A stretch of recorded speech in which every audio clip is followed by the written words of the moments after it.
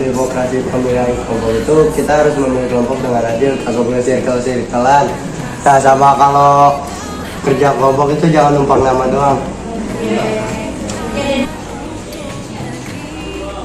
Semua siswa wajib untuk melaksanakan sholat zuhur di sekolah.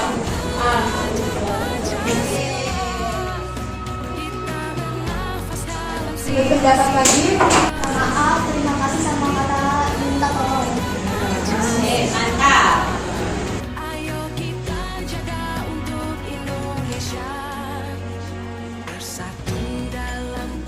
Berpendapat lagi. Seluruh siswa wajib menjalankan tiket kelas setelah jam pelajaran selesai dan jangan cuma megang kunci doang. Seluruh siswa diwajibkan greeting kepada semua guru. Semua siswa harus ikut serta dalam kegiatan yang ada di sekolah. Jangan kalau udah ditunjuk tiba-tiba nggak masuk ke kelas, nggak masuk di hari itu. Itu pokoknya.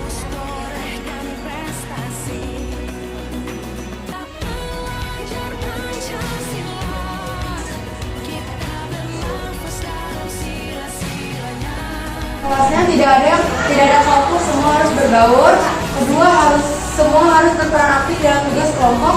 Yang ketiga, semua siswa wajib sholat zuhur berjamaah di masjid. Yang keempat, kebiasaan menerapkan kata maaf, tolong dan terima kasih. Kelima, seluruh siswa wajib melaksanakan piket, menyapu, ngepel, dan angkat kursi. Keenam, seluruh siswa diwajibkan mengucapkan greeting pada semua guru yang masuk ke kelas.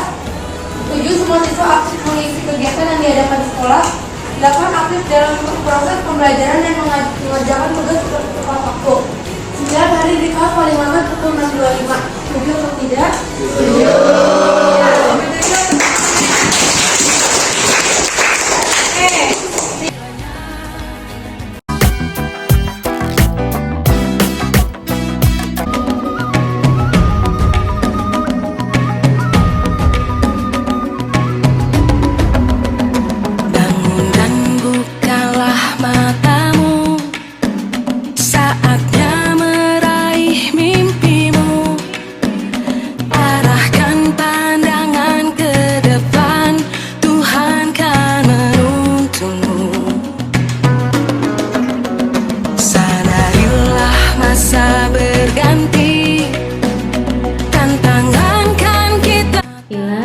Terima kasih kedatangannya. Jadi Ibu Indah dapat laporan nih dari wali kelas kamu. Katanya semester ini nilai kamu anjlok. Betul seperti itu? Iya betul. Kenapa? Saya di rumah dapat tekanan dari keluarga, Bu. Tekanan itu Tekanannya seperti harus disuruh belajar terus. Saya harus disuruh nggak boleh main, nggak boleh keluar. Jadi saya pas belajar itu saya merasa stres, Bu. Saya jadi berapa Nah, kamu kalau belajar di kelas seperti apa? saya belajar di kelas mendengarkan guru. Dengar dulu. Terus katanya kamu suka ditemukan juga suka tiduran. Itu termasuk stres saya di rumah. Saya nggak dibolehin main game, dibatasin, jadi saya kurang tidur.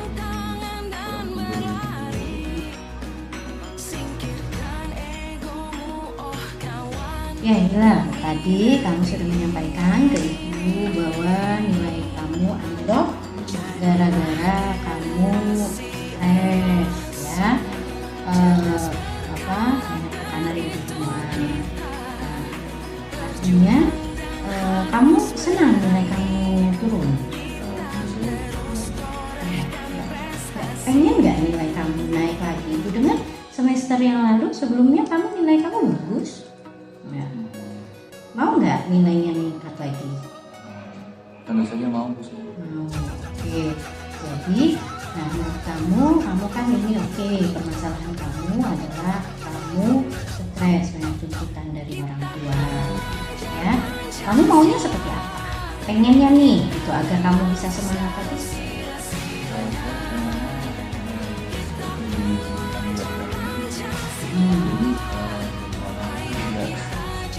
selalu harus belajar. Ada waktunya untuk belajar, ada waktunya untuk main. Saya sebenarnya mungkin ke orang tua. Oke, artinya mungkin ke depannya nanti kita akan berkomunikasi dengan orang tua kamu, ya, bagaimana nanti seharusnya kamu antara menyeimbangkan antara belajar dengan Bermain. dengan bermain ya. Nah, tapi kamu meyakini nggak bahwa tindakan kamu ini yang kamu males-malesan ini tindakan benar atau tindakan salah? Salah. Apa salah? Salahnya di mananya? Karena belajar itu penting buat semua manusia. Karena kita harus selalu menghargai. Ibu pengen nanya, cita-cita kamu harus belajar jadi apa? Saya pengen jadi pilot. Artinya bisa nggak dengan nilai tersebut, nilai yang sekarang kamu dapat itu bisa jadi pilot? Nah, kalau kamu memang pengen jadi pilot, apa yang harus kamu lakukan? Ya, Oke, ya, terus apa lagi? belajar. Membagi waktu belajar. Oke, bilang tadi kamu artinya boleh ya, boleh kamu berekspresi bahwa kamu gak nyaman dengan kondisi sekarang kamu tuntutan dari orang tua. Artinya kamu yakin gak nih bahwa itu tindakan salah atau benar? Salah ya. Berarti kalau kita tahu salah, apa yang harus kita lakukan? Caranya gimana?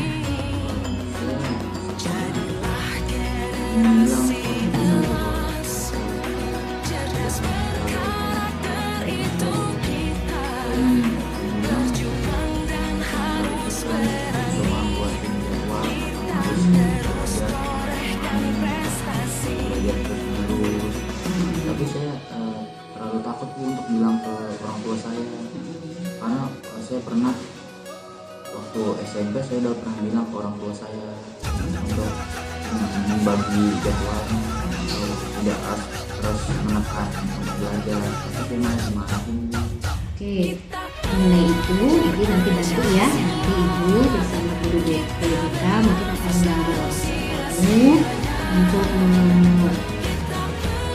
menggambarkan posisi kamu seperti ini. Nah, kalau itu kan dari luar tuh, dari eksternal. Yang sekarang dari kamu sendiri, apa yang akan kamu lakukan? Gimana caranya?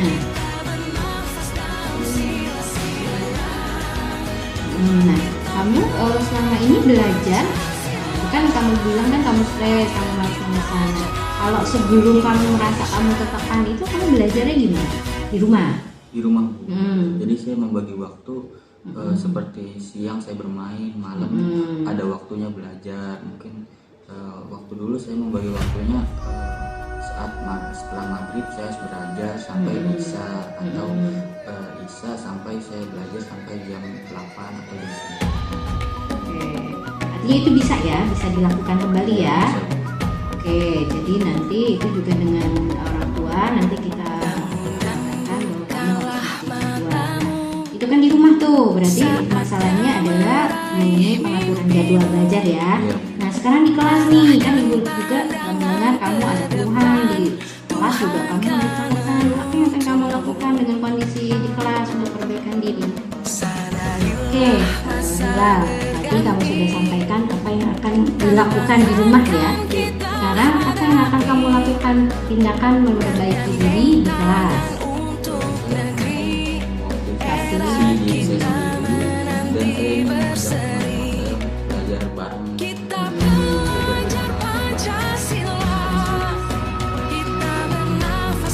Kamu punya teman nggak yang bisa diajak belajar bareng? Ada, banyak. Oke, jadi bisa minta bantuan temennya ya. Oke, baik. Nah, sekarang dengan wali kelas kamu gimana? Memperbaiki nilai saya. Dan saya juga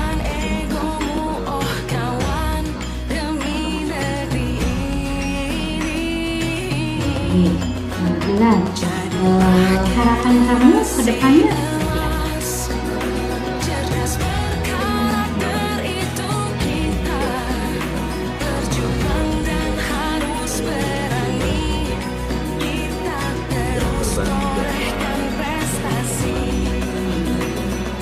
Saya juga ingin memperbaiki nilai-nilai saya yang semester ini anjlok. Untuk kedepannya saya Baik, komitmen ya, tahun depan kamu lebih baik lagi. Oke, terima kasih lah atas kehadirannya, mudah-mudahan ini memberi manfaat dan kamu untuk lebih semangat lebih belajar. Terima kasih lah.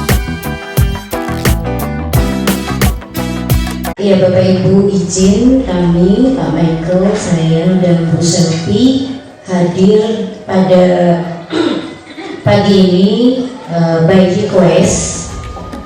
Artinya kita perlu menyamakan persepsi kita perlu menyamakan paradigma kita mengenai pola pembelajaran P5 ini di kelas.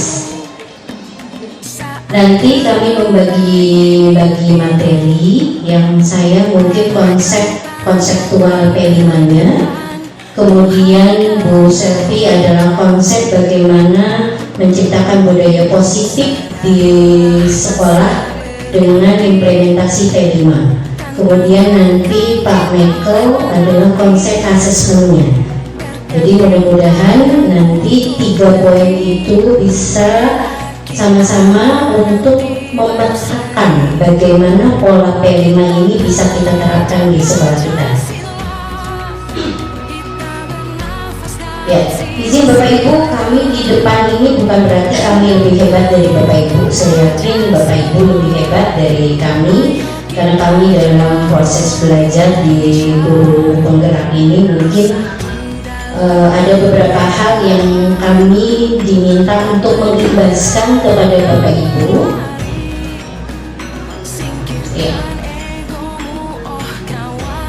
Ya, mari kita buka sama-sama dengan membaca basmalah. Baik Bapak Ibu, kita mulai dari konsep P5.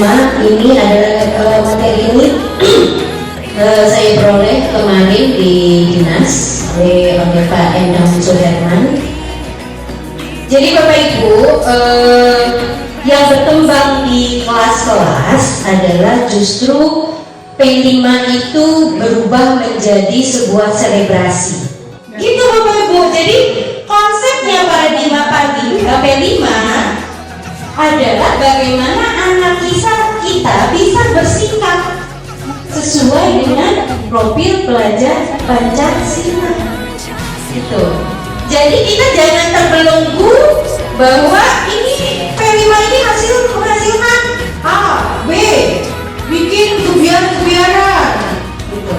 Sedangkan P3-nya belum bisa kita capai. Jadi itu paradigma yang paling penting.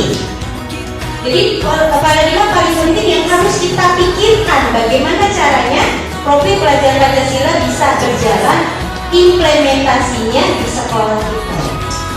Contoh misalkan, anak-anak kita sholat aja harus berarti profil pelajar Pancasilanya belum berhasil.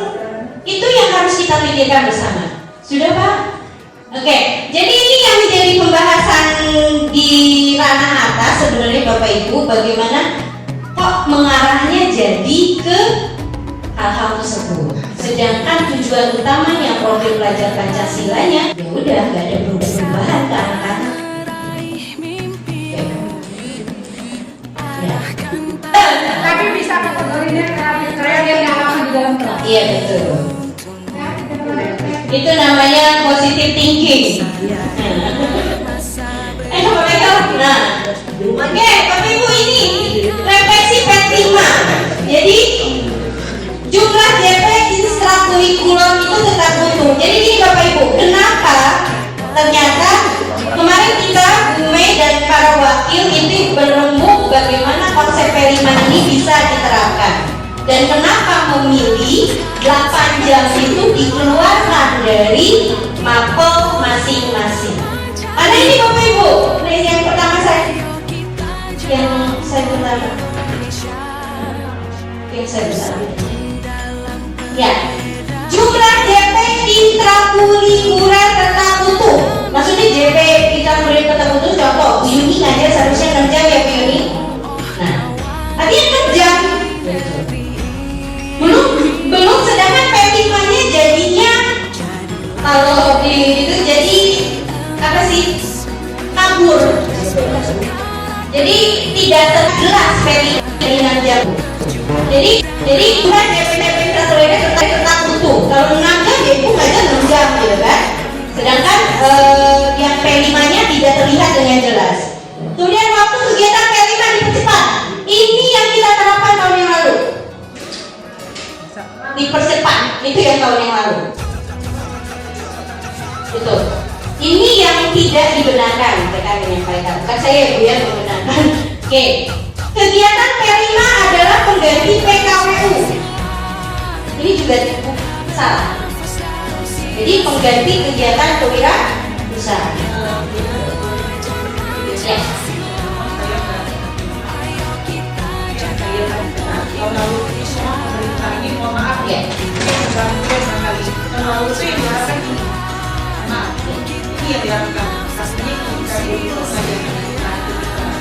Ada orientasinya pada menunjukkan belokal.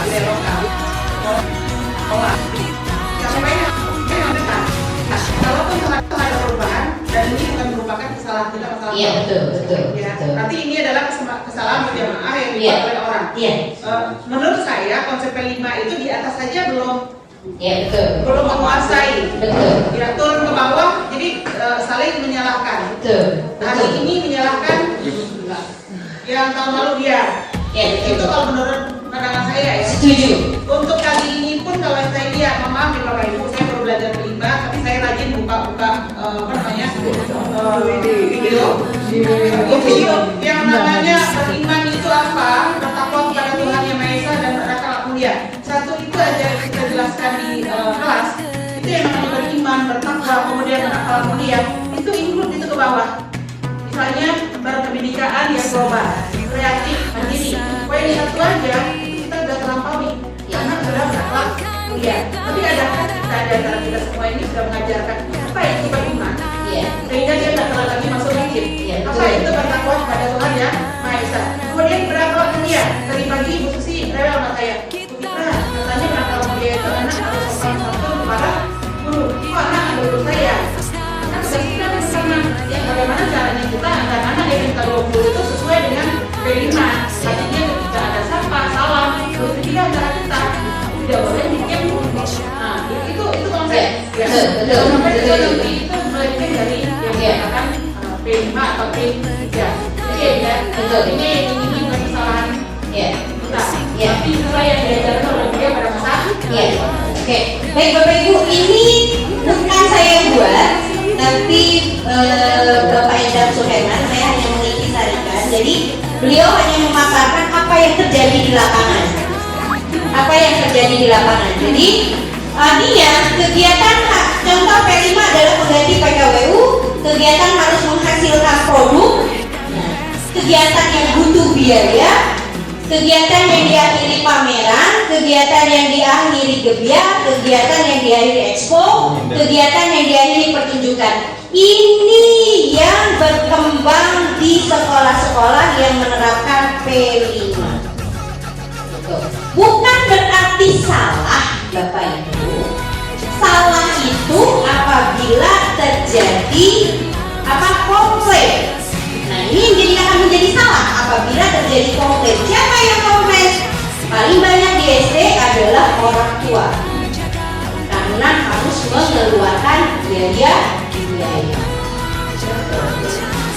Iya. Dan tidak ada efek langsungnya kepada siswa. Jadi setelah P5 1 tahun ini tidak ada perubahan apapun dalam sikapnya.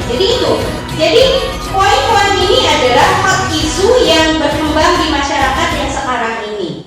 Gitu. Artinya bukan masalah benar dan salah, tetapi bisa menjadi benar, bisa menjadi salah. Kalau pertanyaannya boleh nggak? Gitu. Ada gebiar? Boleh. Boleh nggak ada expo? Boleh nggak ada pertunjukan? Boleh, selama itu tidak ada pihak-pihak yang dirugikan. Mampunya apa? Kalau sikap, haruskah? Pertanyaan dibalik lagi. Kalau kita akan mengutamakan sikap, haruskah bikin pertunjukan? Bapak Ibu, tidak harus. Kalau kita menetapkan kepada sikap, haruskah ada pameran? Tidak harus. Jadi ini bukan masalah salah dan benar. Oke, next sekarang. Nah, ini yang terutama Bapak Ibu, P5 adalah atau P3 Profil Pelajar Pancasila harus dikasih kunci adalah karakter. Dan bagaimana karakter ini bisa tercapai? Bukan diajarkan lewat teori, bukan diajarkan lewat ceramah atau simulasi, tapi dengan dan contoh. Jadi ini Bapak Ibu. Oke. Ya, mau Pak Michael. Nah. Oke, profil pelajar Pancasila kenapa muncul? Karena visi pendidikan Indonesia adalah mewujudkan Indonesia maju, berdaulat, mandiri, berkepribadian melalui terciptanya pelajar Pancasila. Nah, profil pelajar Pancasila adalah pelajar sepanjang hayat yang kompeten, berkarakter, dan berperilaku sesuai dengan nilai-nilai Pancasila. Jadi ini Bapak Ibu. Jadi ini yang seharusnya dicapai, gitu. Oke, next. Nah, pertanyaan yang muncul ketika kita akan menerapkan P5 adalah proyek penguatan profil Pancasila dilaksanakan melalui kegiatan yang seperti apa? Ini yang harus kita konsepkan bersama. Mengapa proyek penguatan profil pelajar Pancasila diperlukan? Bagaimana tahap perencanaannya? Bagaimana caranya agar proyek berjalan lancar? Bagaimana mendokumentasikan hasil proyek? Nah, apakah ini sudah kita terapkan? Membuat perencanaan. Apa saja yang mau kita lakukan di kelas? Nah, ini yang harus menjadi PR kita bersama.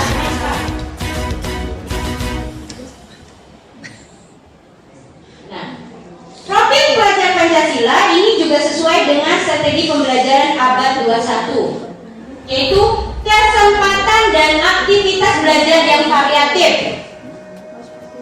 Segala macam bisa diterapkan. Bapak Ibu, kalau Bapak Ibu ngajar 8 jam, 4 jam di kelas capek? Jam pelajarannya sendiri. Berarti kita harus mencari cara gimana caranya 4 jam ini Bapak Ibu tinggal melihat. Bapak Ibu nggak perlu teriak-teriak, gitu loh. Gimana caranya biar 4 jam itu tidak melelahkan? Kasih kerjaan. Nah, itu yang harus kita pikirkan bersama. Nah, memanfaatkan teknologi, pembelajaran berbasis proyek atau masalah. Di 20 banyak masalah Bapak Ibu. Banyak. Coba ajarkan anak-anak kita memecahkan Bapak kasih satu masalah, kemudian gimana caranya masalah ini bisa selesai? Oke, fokus kepada inquiry dan investigasi. Investigasi bisa nggak 4 jam? Kalau anak disuruh untuk inquiry, bisa Bapak Ibu? Bapak Ibu ngapain? Bapak cuma tinggal duduk nangis. Oke, lingkungan pembelajaran kolaboratif. Nah, kolaboratif ini bisa saja, misalkan begini tentang lingkungan, semakin banyak kerjaan kita dibuat di lingkungan, Bu. Munculkan anak-anak kita. Apakah ketika kita ajarkan anak-anak peduli lingkungan, P5 ini bisa tercapai nggak? Bisa. Bertahap. Nah,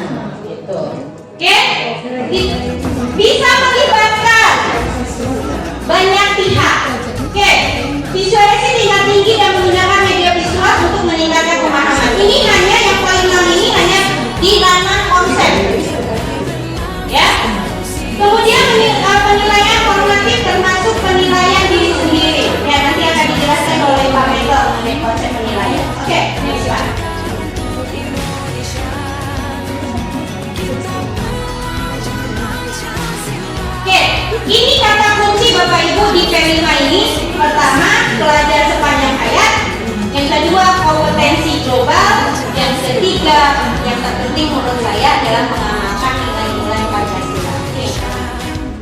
Oke, Kak, next. Nah, think globally, act locally. Oke, next. Nah, kalau ini mungkin ya Bapak.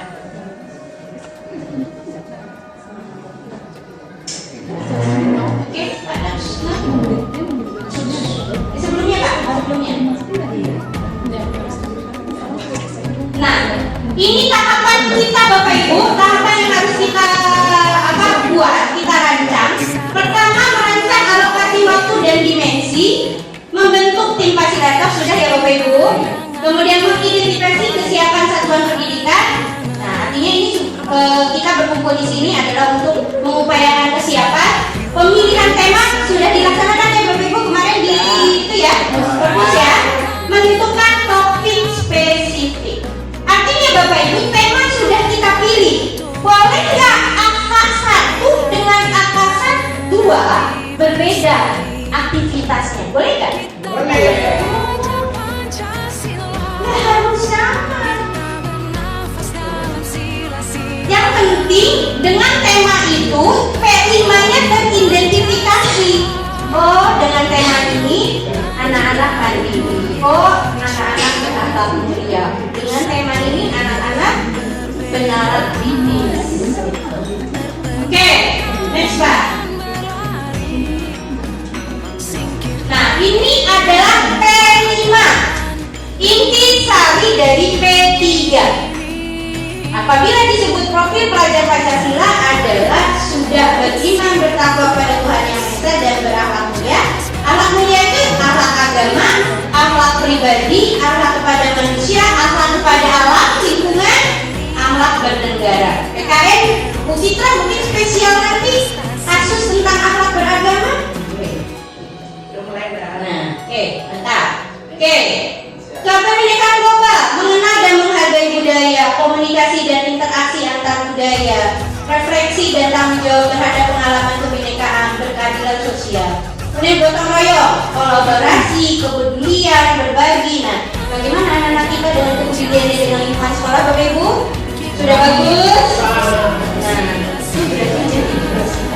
oke, mandiri, pemahaman diri dan situasi, regulasi diri. Benaran kritis, memperoleh dan memproses informasi gagasan, menganalisis dan mengevaluasi penalaran, merefleksi dan mengevaluasi pemikirannya sendiri. Kreatif, menghasilkan gagasan yang orisinal, menghasilkan karya dan tindakan yang orisinal. Dan Bapak Ibu, kalau anak kita nggak bisa menghasilkan karya, berarti konsepnya adalah tindakan yang orisinal. Tindakan. Oke, memiliki keluasan berpikir dalam mencari alternatif solusi permasalahan. Oke, saya bilang sekolah kita banyak masalah? Banyak. Selesaikan masalah itu satu persatu dengan melibatkan anak-anak kita. Oke, lanjut Pak.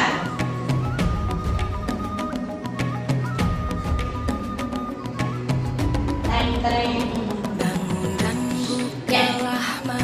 Terima kasih. Ini temanya Bapak, ini tema ya. Artinya kalau tema itu di kami istilahnya pemantik, pemicu gitu. Bagaimana P5 ini bisa muncul di anak-anak kita. Jadi ini hanya pemicu. Kreativitas dari Bapak Ibu memang itu yang paling diutamakan. Gaya hidup berkelanjutan, kearifan lokal, Bhinneka Tunggal Ika, bangunlah jiwa dan raganya, suara demokrasi, rekayasa dan kewirausahaan.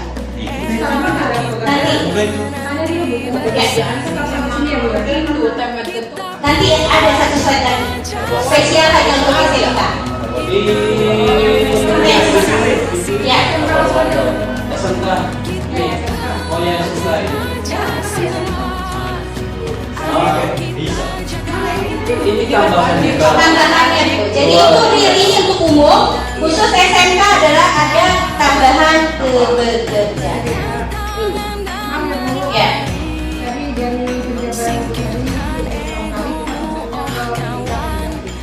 Memang sebenarnya dari kelima, bukan di bagian kelima jangan lupa ketika memang nggak mungkin akan terjadi kelima kalau ketika nggak ada. Mas ini harus ketiganya memang nggak ada ketiganya itu akan jadi tadi. Nah, projectnya ini namanya juga udah dibeli nggak project, ya ada projectnya. Projectnya ini juga sebenarnya dari temanya. Ini tadi kan ada pekerjaan, kearifan lokal. Kalau di situ, misalkan contoh kearifan lokal, kalau kita nggak ada project terus mau ngapain? Enggak, ini bicara tema. Kan tema kita ada. Oke. Nah sekarang kalau kita temanya bangunlah jiwa dan raganya, ya nggak mungkin pakai project karena kita membangun jiwa dan raga. Jadi kita action di situ. Tapi kalau kita bicara tema kearifan lokal, ya ada project. Kalau nggak ada project mau ngapain? Kearifan lokal nanti dibutuhkan orang. Apa hanya kita cukup menang? Oh, kearifan lokal Jakarta ini loh. Tapi nanti apa yang dia? Goalnya tadi dari dia ke Jakarta, pindah ondel.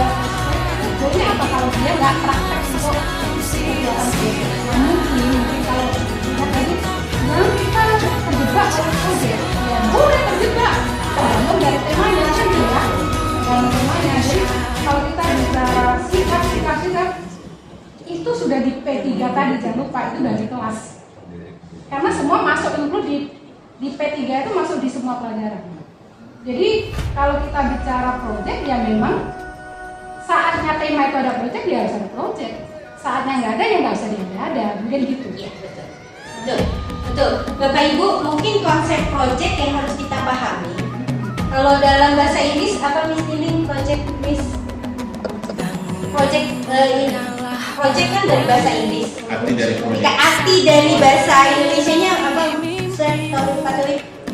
What is the meaning project? Apa? Action untuk bekerja. Jadi begitu. Jadi konsep project adalah do something ya, Sir ya. Ya, kita melakukan sesuatu itu project. Jadi bukan harus ya, makanya mindset kita tentang project kadang-kadang kita terbelenggu dengan konsep project. Apa? Kalau project ini kan dari bahasa Inggris, jadi project itu adalah do something, activity ya saya, gitu loh. Jadi aktivitas. Nah, apakah ini dalam bentuk sebuah apa tadi betul? Ya, ujung aksi. Jadi melakukan sesuatu. Jadi project ini adalah melakukan sesuatu. Nah yang sekarang ini juga teman ya. Yang sekarang ini kayak kelas 10 itu kan banget olahraganya. Kebetulan kelas 10 itu kita nggak ada project. Projectnya kan ya anak kita ajak ngaji, anak kita bangun sikapnya itu nggak ada project karena temanya itu. Tapi kalau untuk kelas 11 demokrasi kita nggak tahu apa ada projectnya. Harus ada projectnya. Ya. Miniatur mungkin pemilihan OSIS. Iya betul. Bisa dijadikan proyek demokrasi. Terus Ya. kalau jiwa dan raga juga bisa kok. Kesiswaan kapan pemilihan OSIS? Nah, itu kan bisa nyambung. Dan kabar kita untuk semua ini, tema kita ini, kita sudah proyek. Proyek itu nggak harus mahal, tapi ada bentuk unjuk kerja kita. Contoh mungkin gaya hidup berkelanjutan. Itu mungkin di situ ada proyek kita. Kalau nggak ada proyek kita nggak akan bisa aja. Jadi setelah kita mengajarkan ini, ada sebuah proyek yang kita tampilkan. Ya, nanti Nggak harus misalnya harus ada yoga, harus ada ini nggak. Jadi itu di kelas kita masing-masing aja. ya. Mungkin next ya, Pak. Nanti di sini ada beberapa contoh. Oke, next soal tema. Saya pikir Bapak Ibu sudah lebih paham. Nah, oke. Nah ini contoh ya Bapak Ibu. Pola-pola sebelumnya. Oke, sebelumnya. Oke.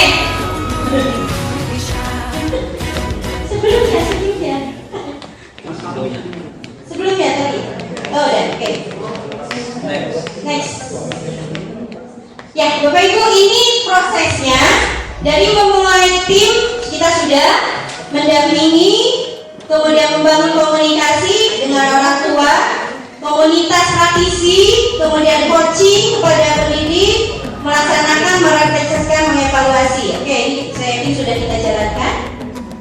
Oke. Nah, jadi Bapak Ibu ini ada beberapa istilah di P5. Pertama adalah perencanaan Oke, mungkin ini koordinator utamanya siapa Bapak Ibu yang kita pilih?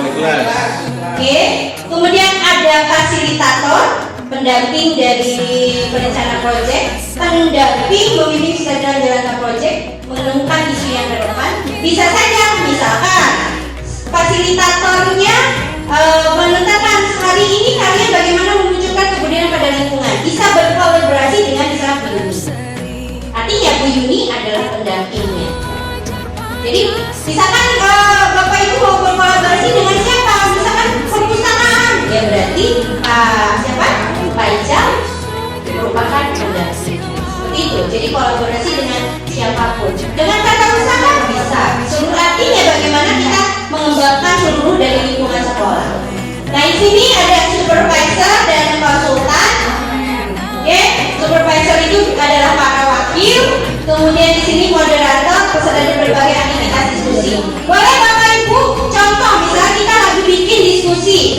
Bapak Ibu membutuhkan seorang moderator. Bisa Bapak Ibu pakai siapapun. Nah, siapa aja. Artinya kita berkolaborasi. Next. Boleh. Nah, sedangkan di posisi peserta didik mengasah komitmen sudah dibangun Bapak Ibu komitmen kelasnya? Sudah? Oke. Jadi kalau bisa nanti komitmen itu diketik, dibesar, ditaruh di kelas. Itu jadi komitmen kelas. Oke. Next. Apa yang tadi sebelumnya? Nah, mengembangkan kemandirian untuk berpartisipasi aktif. Nah, kemandirian Bapak Ibu, jadi jangan sampai 4 jam anak-anak harus ditongkrongin. Ya, banyak metode Bapak Ibu, bisa saja Bapak menggunakan Google Classroom, Bapak Ibu bisa di situ. Anak-anak misalkan Bapak kasih teori, suruh komenin, terus temennya suruh ngomongin hasil komenan temennya. Ya, banyak metodenya.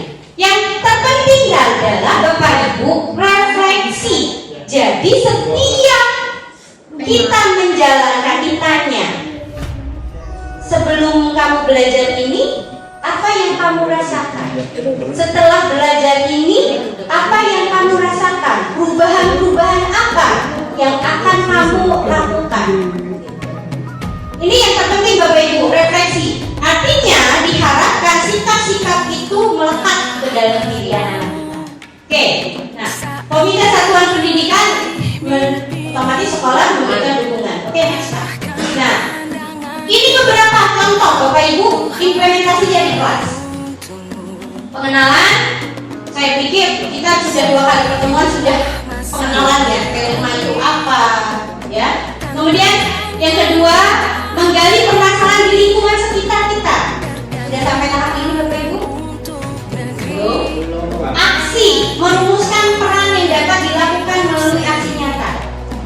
Refleksi, menggenapi proses dengan berbagai karya serta melakukan evaluasi dan refleksi. Tindak lanjut, menyusun langkah strategi. Jadi langkah pertama sebenarnya anak-anak harus bisa menganalisis Sekarang temanya apa Bapak Ibu? Yang kita pilih? Demokrasi. Nah, kita kaitkan dengan nanti mungkin pemilihan Bapak Ibu, kita sering mengadakan anak-anak yang mau jadi OSIS pun susahnya minta atur tuh. Ternyata anak yang mau jadi OSIS pun berbicara aja susah.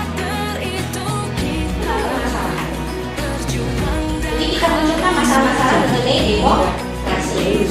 Oke, ini cara kedua, contoh kedua, dimulai dari mengamati apa yang terjadi. Coba kamu observasi lingkungan kita seperti apa. Kemudian mendefinisikan, oh ternyata gitu. Jadi kamu menemukan apa? Menggagas. Bagaimana kamu bisa mencari solusi dari apa yang kamu temukan? Kemudian memilih bagaimana saya bisa mewujudkan tujuan tersebut. Kelima, refleksikan. Contoh ketiga,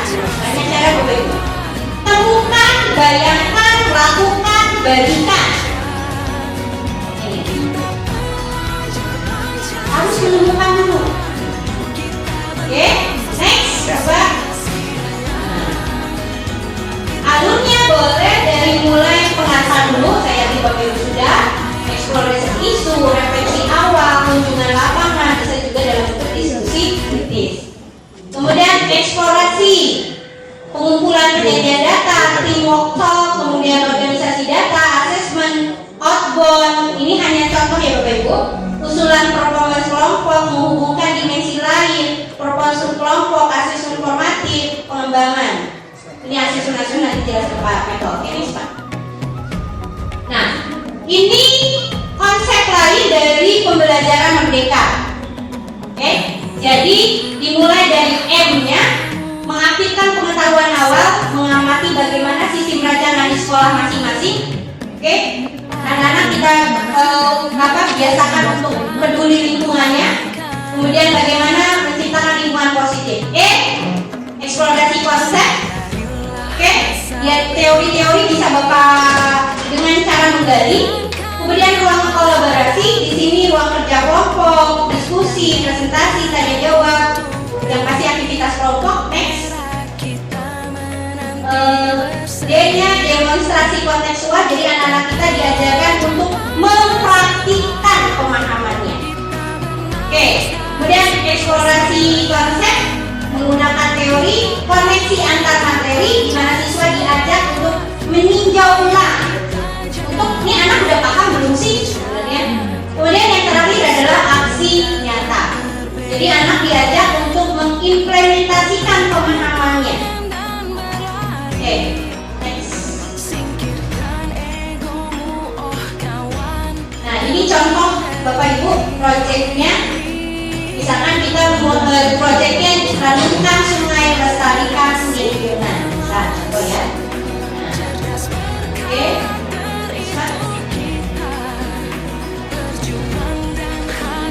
Jadi tema, ini contoh suplemen target pencapaian bukti ketercapaian. Contoh, beriman bertakwa pada Tuhan Yang Maha Esa, membangun kesadaran peduli lingkungan alam dengan tidak membuang sampah dan limbah ke sungai. Ini contohnya. Bukti ketercapaiannya, mampu menghasilkan kesadaran anti buang sampah. Nah, coba kita lihat di meja anak-anak kita, masih ada sampahnya Bapak Ibu? Di kolong. Jadi anak-anak kita belum bisa buang sampah, gitu. Contoh, di sini beriman takwa dengan hubungannya dengan lingkungan. Oke, next.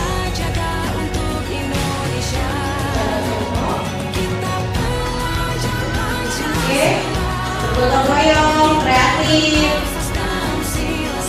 ya, menjaga lingkungan alam sekitar, memahami keterhubungan.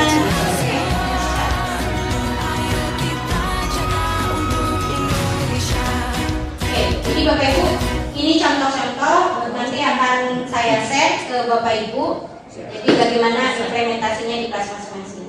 Mungkin dari saya demikian Bapak Ibu.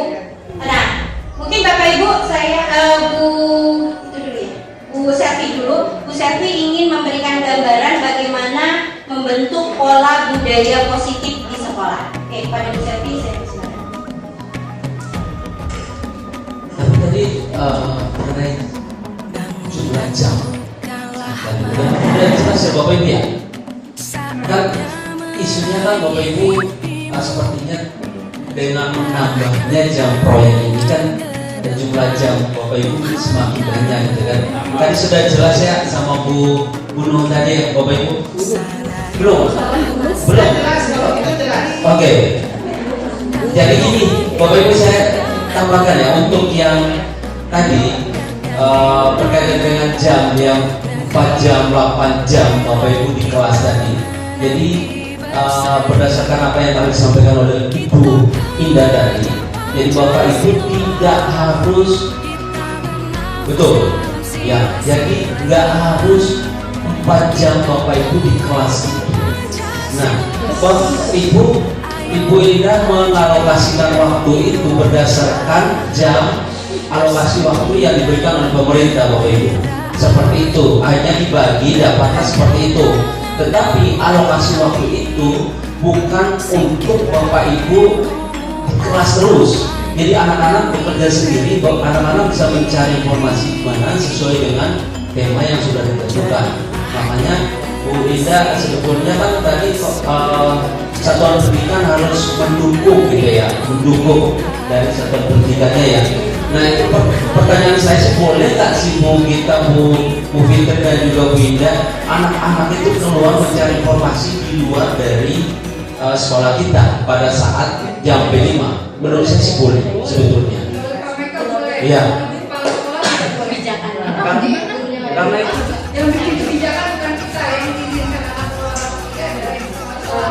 Pengalaman tahun lalu waktu anak mau kasih sertifikat ya kebabakan aja tidak diizinkan oleh di jam belajar harus hari Sabtu. Oke, itu permasalahannya begitu. Disitulah letak permasalahannya. Kalau misalkan anak tidak boleh, gitu kan?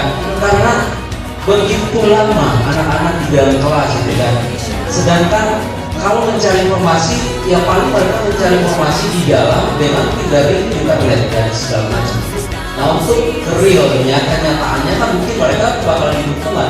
Sedangkan tema kita berkaitan dengan lingkungan banyak, lingkungan sekitar sekolah kita itu kan anak-anak harusnya bisa, gitu kan. Nah kalau misalkan jam hari Sabtu Minggu itu di luar jam menurut saya sih, tapi nggak apa-apa.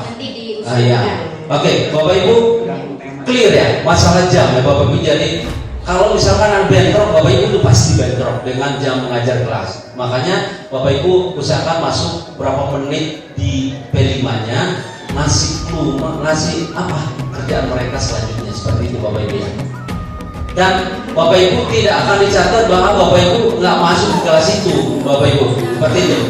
Itu clear Bapak Ibu. Kemudian yang kedua tentang proyek tadi, Bapak Ibu, produk yang dihasilkan. Saya tegaskan lagi, proyek yang dimaksudkan Ibu Indah tadi bukan berarti nggak ada Bu Maya, nggak ada Bu Maya. Ada, tetapi yang jelas Bapak Ibu seperti ini. Fokus utamanya bukan produknya. Ya, ingat, fokus utamanya bukan produk. Itu. Yang kita kuatkan kenapa? P5 itu apa? Proyek penguatan profil pelajar Pancasila. Profil pelajar Pancasila yang 6 dimensi itu yang dikuatkan Bapak Ibu.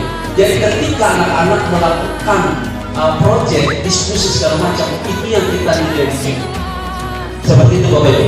Jadi mana yang kita pilih, dimensi mana yang kita pilih, kan itu ada elemen-elemennya Bapak Ibu.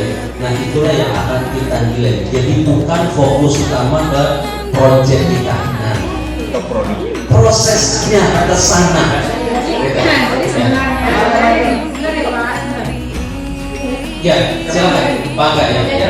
Makanya Bapak sampaikan yang baik.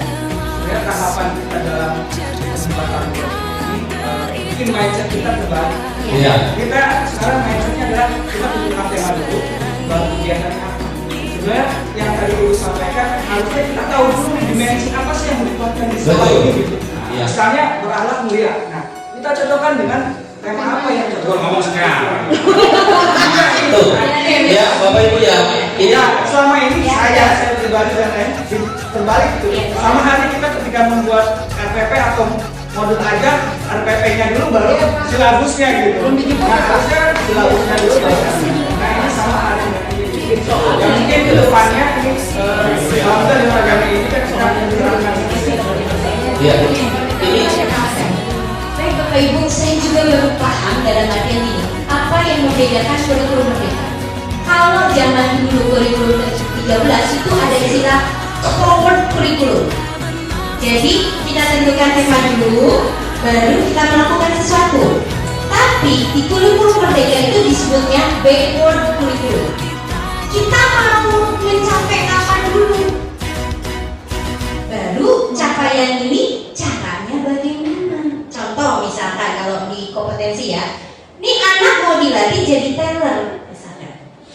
Dan bagaimana caranya untuk bisa menjadi teller? Kalau yang kurikulum 13 kan dikasih dulu gitu loh materi-materinya. Gitu. Oh ternyata menjadi teller. Nah, ternyata ini untuk jadi teller gitu. Iya, oke. Itu istilahnya Bapak Ibu, istilah. Oke, Bapak Ibu, itu istilah yang sekarang disebutkan di dalam backward curriculum. Oke,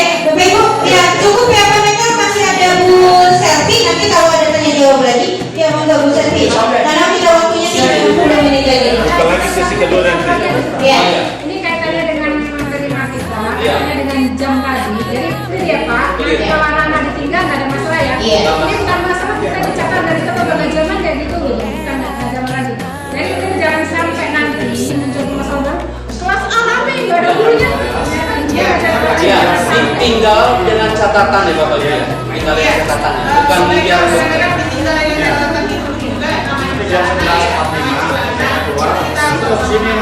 Saya kita sama-sama mengamankan supaya tidak ada peta dengan kita saling menyalahkan.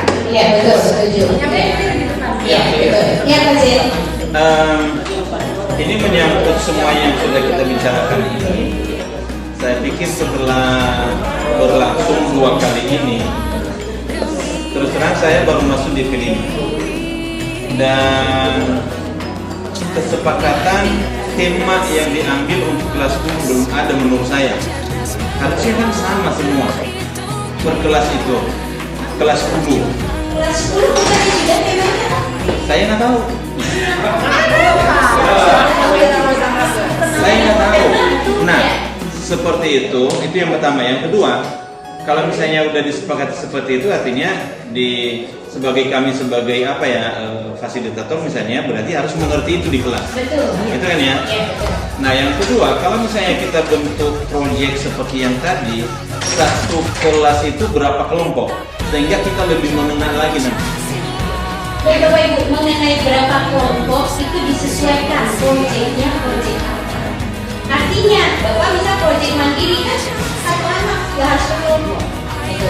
Misalnya proyek mandiri untuk inquiry, mencari sumber data misalkan, itu kan cukup satu anak satu, tidak perlu. Atau membuat dalam bentuk kelompok. Nah, nanti kalau seperti apa sebenarnya itu diberi kebebasan Pak, tidak harus ada kelompoknya 5 kelompok, 4 kelompok, itu diberikan kebebasan. Konsep merdekanya di situ. Berarti dilihat dari apa yang dikerjakan, aktivitas apa yang akan dilakukan. Nah, kalau bisa supaya kami tahu, mungkin juga ada beberapa yang saya tanya waktu itu, apa sih temanya kita? Nggak tahu. Ini siapa Pak? Gimana nggak tahu?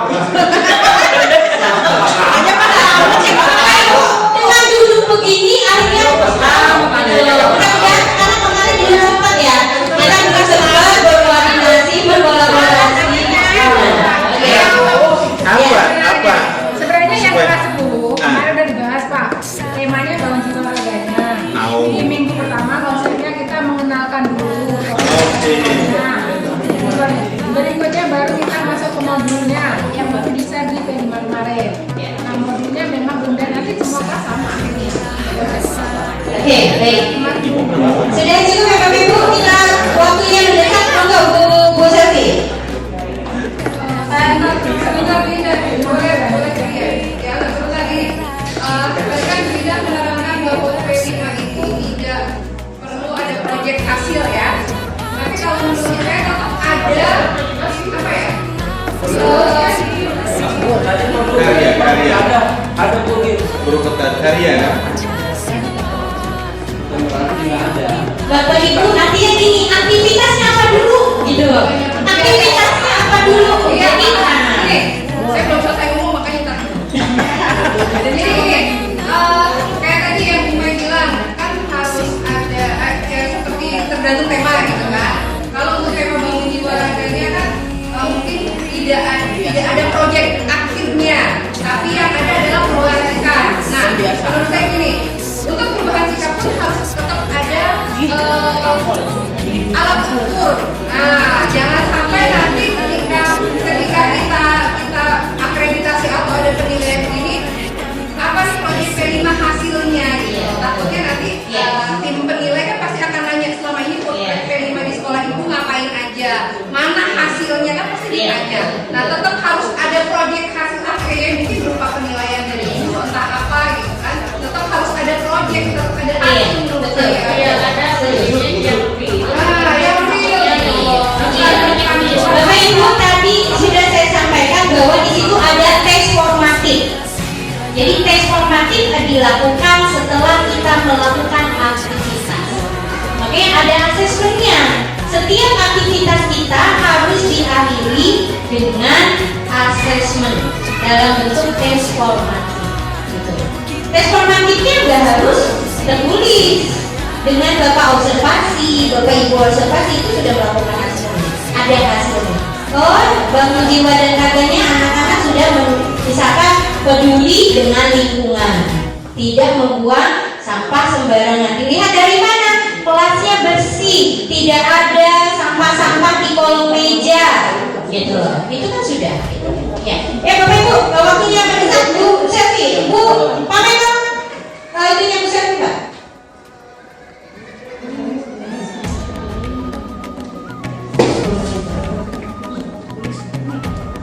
Baik Bapak Ibu, terima kasih. Izin untuk menjelaskan materi selanjutnya adalah pemahaman dan pengalaman tentang budaya positif. Di sini kami tidak membuli Bapak Ibu, namun kami ingin mengimbaskan apa yang kami dapatkan pada saat kami melakukan kegiatan calon guru pegang. Yang akan kami jelaskan ini adalah budaya positif. Apa itu budaya positif? Pasti tentunya budaya positif ini nantinya akan berkolaborasi dengan semua guru mata pelajaran sehingga mewujudkan budaya positif dan sesuai dengan visi dan misi SMK Negeri 20 Jakarta. Rangkaian kegiatan apa saja agar sekolah ini memiliki budaya positif? Yang satu adalah perubahan paradigma belajar. Perubahan paradigma belajar itu sudah kita terapkan atau sedang kita jalankan dengan kita menerapkan P5. Kemudian disiplin positif, baik itu untuk siswa. Kemudian nilai-nilai kebajikan apa yang harus kita tanamkan kepada peserta didik kita. Kemudian kebutuhan dasar manusia, apa yang dibutuhkan siswa dan apa yang dibutuhkan kita. Kemudian motivasi perilaku manusia. Kemudian posisi kontrol guru, bagaimana kita bisa menyelesaikan masalah, nanti akan dijelaskan oleh Bu Indah. Kemudian keyakinan kelas. Keyakinan kelas ini dibentuk untuk menyatukan visi yang ada dengan visi sekolah, sehingga berkesinambungan untuk berkolaborasi antar mata pelajaran. Kemudian segitiga restitusi adalah bentuk permasalahan. Oke, kemudian saya akan menjelaskan pembelajaran dengan paradigma baru. Tadi sudah dijelaskan oleh Bu Indah. Untuk menerapkan pembelajaran dengan paradigma baru, kita harus menjalankan yang namanya profil belajar Pancasila. Apa saja? Bagaimana penerapannya yang tadi dijelaskan? Pada saat proses pembelajaran P5, biarkan anak didik itu berpusat pada dirinya. Artinya dia yang menggali semua informasi, namun kita sebagai guru menuntut untuk menumbuh kembangkan apa yang ada di pemikiran mereka sehingga membentuk suatu paradigma. Kemudian yang berikutnya, pembelajaran paradigma baru dilakukan melalui kegiatan pembelajaran di kelas maupun di luar kelas. Itu sudah kita jalankan dan sedang kita terapkan. Kemudian di sini ada disiplin positif. Apa itu disiplin? Disiplin itu adalah bentuk sesuatu yang dilakukan seseorang untuk mendorong orang lain mendapatkan kepatuhan dan cenderung menghubungkan kata disiplin dengan ketidaknyamanan. Itu yang sering anak lakukan, artinya ketika dia menjalankan disiplin sebenarnya dia merasa tidak nyaman terhadap apa yang harus dia lakukan. Nanti akan dibahas oleh Ibu Indah tentang bentuk keyakinan kelas seperti apa. Kemudian di sini makna kata disiplin tadi yang artinya kepatuhan. Disiplin dengan kata ketidaknyamanan nanti akan dijelaskan. Lanjut, karena kita terpaku oleh waktu, saya lanjut akan nilai-nilai kebajikan. Nilai-nilai kebajikan ini sedang kita terapkan melalui profil belajar Pancasila yang saya yakini dan saya percayai bahwa dari visi kita sebenarnya sudah mencakup apa yang ada di profil belajar Pancasila yang sudah kita sepakati bahwa kemarin visi dan misi kita tidak berubah. Jadi sehingga nanti ketika pada akhirnya generasi kita sudah atau generasi lulusan SMK Negeri 20 Jakarta sudah memiliki nilai-nilai kebajikan. Kemudian motivasi perilaku manusia, seperti yang kita tahu bahwa motivasi ada dua, yaitu motivasi intrinsik dan motivasi ekstrisik. Artinya motivasi yang ada dalam diri kita itu menghargai diri kita sendiri. Kemudian motivasi yang ada di luar itu untuk menghindari ketidaknyamanan. Kita melakukan sesuatu hal pasti agar kita terhindar dari ketidaknyamanan atau hukuman. Kemudian yang kedua, untuk mendapatkan imbalan dari penghargaan dari orang lain. Kita melakukan tindakan disiplin pasti ada dorongan kita untuk menghindari atau untuk mendapatkan imbalan. Ini ada hukuman dan konsekuensi serta restitusi. Apa bedanya? Ini yang perlu kita gali ya Bapak Ibu. Artinya sebenarnya hukuman itu tidak terencana atau tiba-tiba datangnya. Kemudian murid tidak tahu apa-apa, akan terjadi ketidaklibatan. Kemudian bersifat satu arah, berupa hukuman fisik maupun non fisik. Kemudian konsekuensi terancam atau disepakati sesuai dengan peraturan. Kemudian murid tetap dibuat tidak nyaman. Kemudian sikap guru selalu memonitor murid. Kemudian restitusi ada dua, proses menciptakan kondisi bagi murid untuk memperbaiki kesalahan. Nanti akan dibahas sama Yunda. Ada namanya segitiga restitusi. Ada 3 hal yang harus kita lakukan. Kemudian yang kedua, proses kolaboratif untuk mengajarkan murid untuk mencari solusinya sendiri. Nah, nanti di restitusi itu kita ada 3 hal yang kita bahas sehingga nanti goalnya anak itu dapat menemukan solusinya sendiri dari permasalahan yang sudah dia lakukan.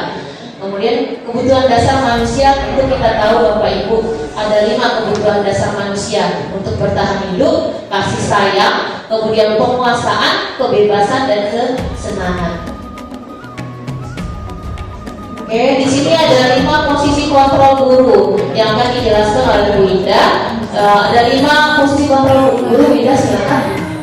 Karena ada keterkaitan Bapak kita agar kita satu persepsi, sama-sama kita mendorong anak-anak agar melakukan disiplin positif di sekolah. Baik Bapak Ibu, ini saya dalam materi ini jadi kayak saya terasa. Jadi saya merasa ditampar dalam artian selama ini kita sebagai guru sudah berperan sebagai apa? Tunggu. Saya pernah terlambat keliling lapangan. Itu adalah saya menghukum. Mayoritas dari kita adalah menghukum. Itu Bapak Ibu. Tidak selalu.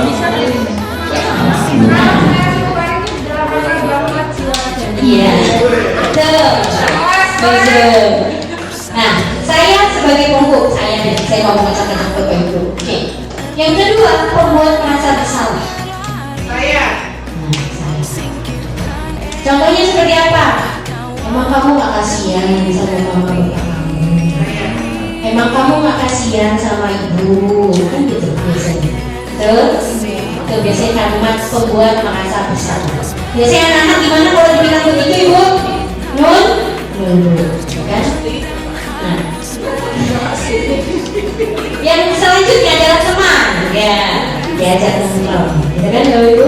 Ya, santai aja kalau sama ibu, kita hai guys, gitu. Oke, itu teman.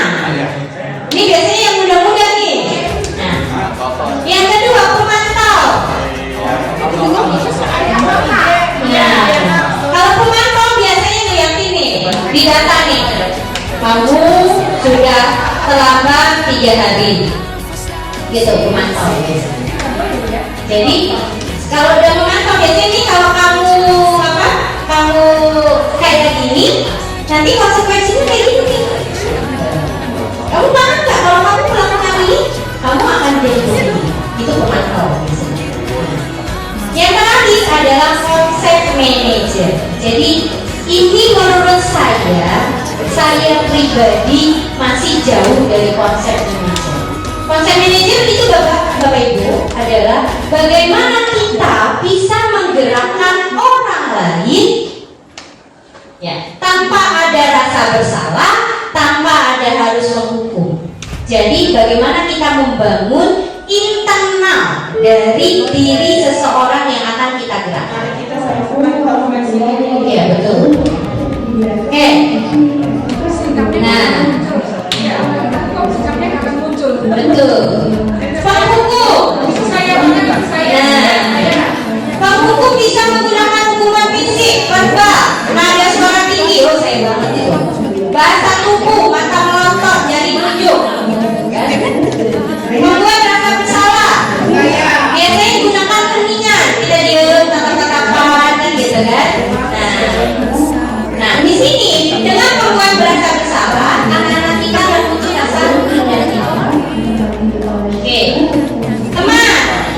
Biasanya hubungan baik, humor, ramah, bercanda, oke, nongkrong, senyum, memantau, oke, dasar, hormat, manajer. Di sini deh mempersilahkan murid mempertanggungjawabkan perilaku dan menemukan solusi atas permasalahannya.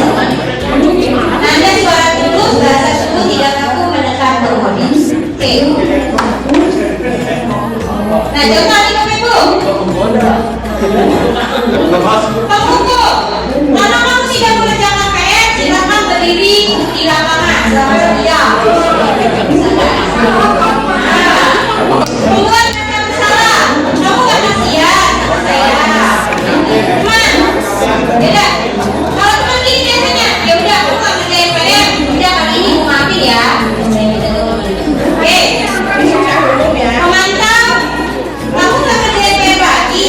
Kamu tahu gak konsekuensinya apa? Sedangkan manajer, mengapa kamu tidak mengerjakan PR? Kira-kira solusinya apa supaya kamu tidak mengulangi? Nah itu kita banget itu. Oke.